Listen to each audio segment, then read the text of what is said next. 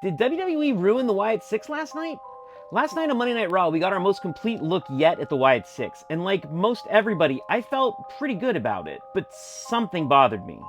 I spent the whole night tossing and turning, as any good horror characters will make you do. In the middle of the night, I had an epiphany.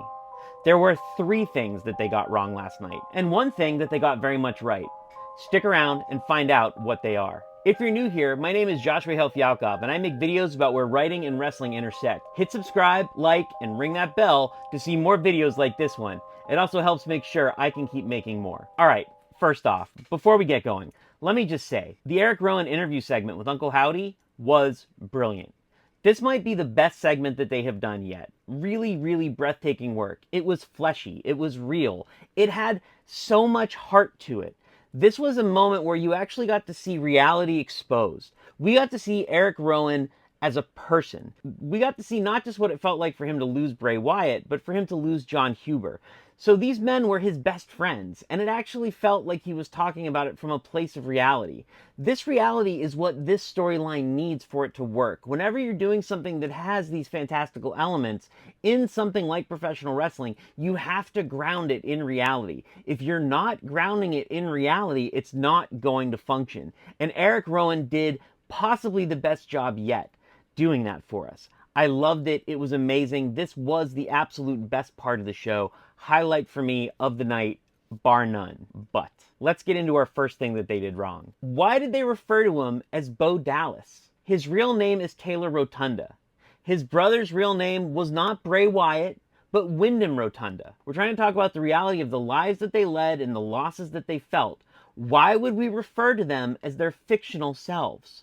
We should be focused on them as real people. That's what we're looking for here. We're looking to really kind of goose the reality and make it feel like, reality. Reminding us of the name of the character that he played when he was in NXT doesn't help us do that. It actually builds up a secondary wall that's reminding us, oh yeah, he's playing a character. He's not himself. Letting him be Taylor Rotunda rather than Bo Dallas would do that. It would be reminding us this is an actual person. This is not a wrestling character. That was a huge mistake. It was something that's easy to fix. They could have easily done it. Just letting them say he actually doesn't want to be called Bo Dallas anymore. Is that something they might do later? I hope so.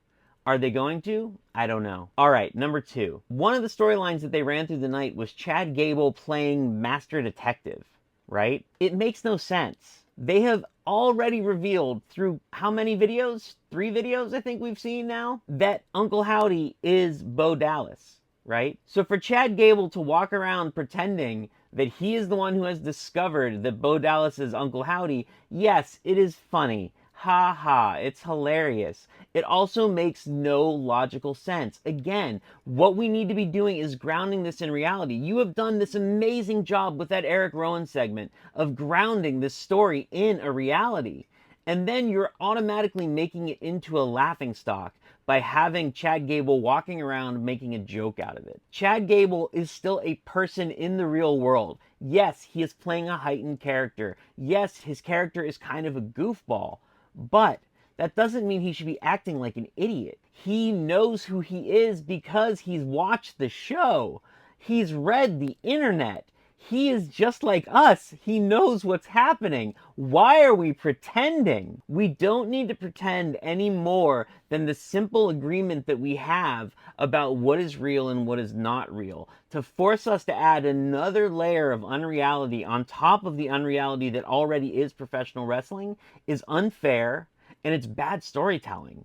We shouldn't have to do that, and they're making a huge mistake by making us. Okay, this third one, it's going to sound silly when I say it out loud, but, and maybe this is a bad excuse, but they actually talked about it this morning on Busted Open Radio, which made me think like, oh good, I'm not crazy. At the end of the episode, Bo Wyatt comes out and gets jumped by Chad Gable and the Creed brothers. As they're in the ring, kicking the crap out of him, Bo's laying there laughing, which is great. It has a very The Dark Knight Joker feel to it, right? Really works. We're watching it. Suddenly, fog fills the ring. And then who appears? The rest of the Wyatt Sicks.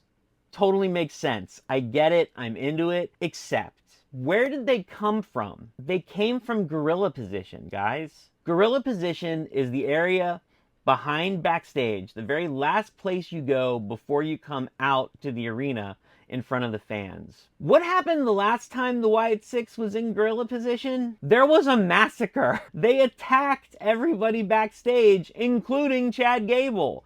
It was a major plot point.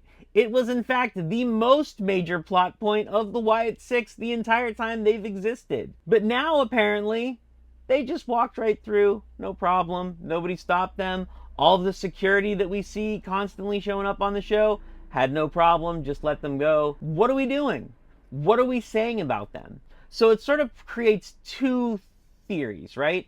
Theory number one, they turn into mist and they just appeared. Okay, that doesn't work because we've also spent all this energy establishing they are not ghosts, they are not supernatural beings, they are real people. They're real people with real grievances and real problems, and that's why they're behaving the way they're behaving. So the idea that they are somehow using supernatural powers to traverse the arena makes very little sense. So idea number two would be they're just standing backstage, drinking coffee and hanging out.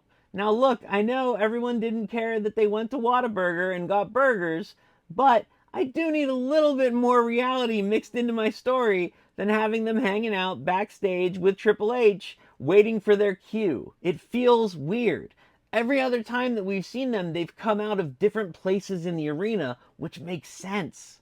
That's something that actually works and actually, number one, makes sense logically, but number two, is actually a little more dynamic and a little more complicated. Like, it gives it more of a ethereal feel without it necessarily losing logical sense. That's what we should be doing. Having them come out of the gorilla position and onto the stage just makes no sense and is sloppy storytelling. I know, I sound like all I'm doing is complaining about them. But there was one other thing, aside from the Eric Rowan segment, that I absolutely loved last night. That was also that last segment. Because what that last segment did, combined with the Eric Rowan segment, is it said something very clearly to the audience. That's that we're going to see the Wyatt Sicks when they come out to wrestle without their costumes. They're going to wrestle as themselves. The way that I know that, or the way that I think that anyways, is that number one, because Bo Dallas came out as Bo Dallas, because Eric Rowan was seen as Eric Rowan, we're establishing them as themselves. The characters that they're playing are costumes that they wear. They put them on over top of themselves, which means like they played when they were the original Wyatt family, those are costumes that they're going to take off when it comes time to fight. That means that we can actually identify with them. We can actually take part in the story, and it's not just going to be a ridiculous clown show as they have these fights in these giant costumes.